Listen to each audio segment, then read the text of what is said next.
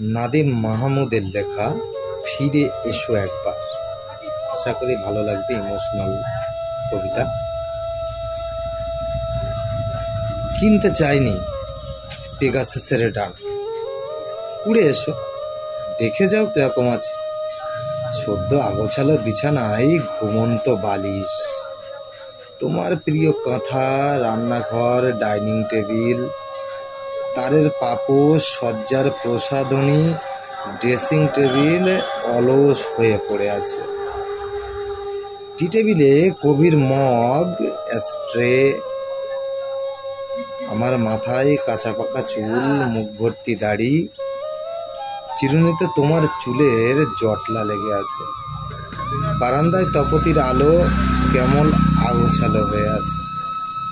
অবিরাম বৃষ্টি, বিবর্ণ প্রভাতে ভেজা কাক শালিক।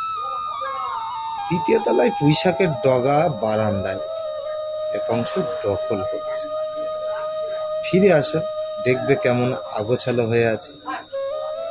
এলোমেলো জ্যোৎস্নার আলো, তারাদের অসামাজিক দূরত্ব, কুসুম ব্যথা। ফিরে আসো দেখতে পাবে।